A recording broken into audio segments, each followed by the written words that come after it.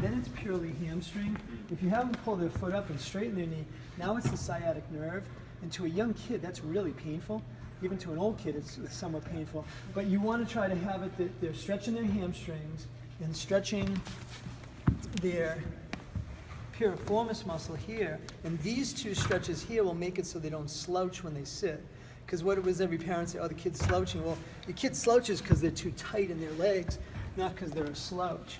And then the front of the legs, if you think of it, every sport we play, our hip flexors get tighter, and our quads do to a certain degree. So everybody knows quads stretch this way. Right. This stretches out 3 out of 4 of your quads. And everybody stretches, oh yeah, I do my hip flexor stretch where they do this. This stretches out 2 out of 3 of your hip flexors. But the 4th quad muscle and the 3rd hip flexor muscle, it's like a mystery, is the same muscle. So by doing this stretch here where the person actually stretches their long hip flexor this way, this is the muscle that makes it so that you don't have the athlete tilting their pelvis too much. And the one injury we see a lot of with gymnasts and football players and soccer players is the spondylofracture, where they crack the vertebrae in their low back. And that's because when they stand, they're not standing in neutral anymore. They're standing rotated, but since they don't have a big belly yet, you don't notice that their pelvis like this, and that's the look of an athlete, right?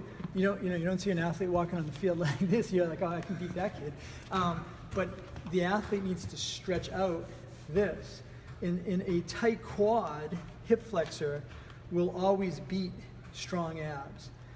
Think of a football linebacker, the half shirt on, they got these crazy abs, but they're still tilted.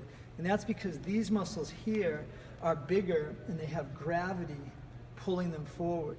So that really, if you did 3 stretches, you had them stretch their long hip flexor more than just their quad and their short hip flexor. And then you had them stretch their hamstrings and their piriformis. Those 3 muscles would pull them out of this, and it would pull them out of this. It's like they go from one extreme to the other. When they stand, they arch too much, and when they sit, they slouch too much. And then if you can have them do something where, like, they can, push-ups even, how bummed out is a kid who can't do a push-up? Everyone else is doing push-ups, and then the kid can't do any of them. So, even if you had access to some pieces of tubing, and you had, think of this as a push-up, this is a bench press, but any kid can do this. But when you ask them to do it on a push-up this way, and they don't have the strength, then they're kind of doing one of these things. They're not even really using the right muscle. But it's it's a primitive exercise. I had to look it up just for the history. You know where push-ups came from? World War II in prisoner of war camps. There was no exercise physiologist that said you should do push-ups. It was in the German prisoner of war camps. They used to make them do it as a penalty. Wow. So a lot of the exercises that you see people doing aren't necessarily good for you, but they're just in the mainstream of what people do in boot camps and stuff. So during the day, the postural stuff, this way, I'll say to people, look, you can stretch your neck a little, but you have to do 15 to 20 of these, then you can stretch. But if you just stretch and don't do the repetitions first, the person just continues to get these poor postures. And some of the best athletes can have the worst posture. Some of the best athletes, your best shortstop is probably going to be rounded over or something like that. So I'd add that stuff into the repertoire. I think you'll get a lot of the non-athletic kids, the musicians, some of the dancers who really aren't that big into dance, it's just all they do.